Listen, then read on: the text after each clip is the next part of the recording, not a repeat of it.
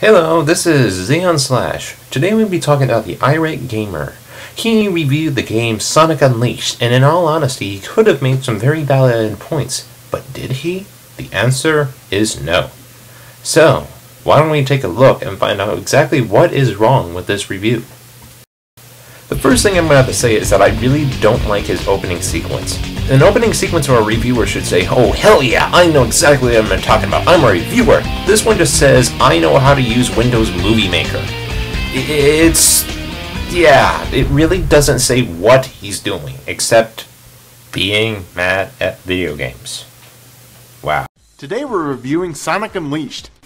Now, I've always been a big fan of the Sonic the Hedgehog games, but ever since his transition to the world of 3D, the Hedgehog just hasn't been the same.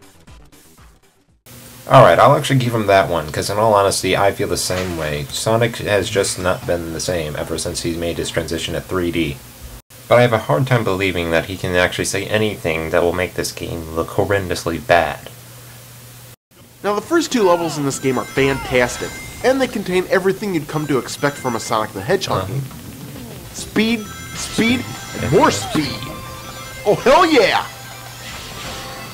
3. But as soon as the 2, fun begins, it comes 1. to a screeching halt. Go! As we're forced to roam around a small village in between each level. Ugh, what a buzzkill. These places are just boring. I guess it's all a matter of Great, opinion. more shit from the Ice Cream Man.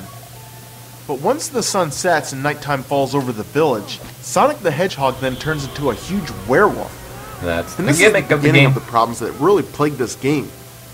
Because instead of having to race through the next level, you've now got to fight through it.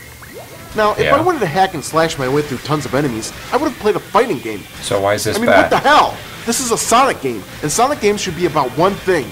Racing through the level as fast as fucking possible.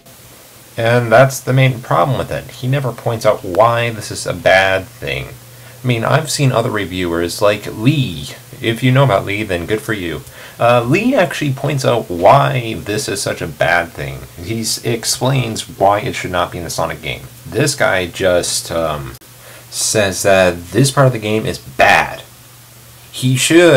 Every reviewer should say this part of the game is bad because of this, this, and this.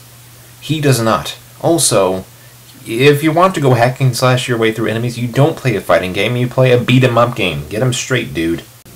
And saying that it's a Sonic game doesn't count as a reason. Just thought I'd throw that out there. He even complains about the boss being too difficult just because of its sheer size and the fact that it has a long health bar. Just to say something, that's usually the norm when it comes to video games. Either bosses have a long health bar or it takes forever to kill them anyway due to timing. So I guess my final words is that no doubt this is a review. It's much better than some other reviewers out there like Very Invalid. But it is still very, very rough. It's amateurs' work. And I really don't think you want to be associated with amateurs. So I would just clean it up just a tad bit. Just like point out what is wrong specifically with parts of the game and don't just say that they don't belong in a game just for the sake of the title.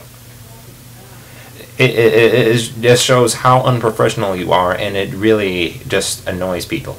You need to learn how to review. Now remember, Chris, I'm just pointing out some of the flaws. I'm not trying to bash you in any way, shape, or form, so I'm sorry if it seems like that. But if you were to just improve those parts, I can actually see me coming to your videos and watching them a lot more often, instead of just watching them in order to do this kind of stuff. So just improve it.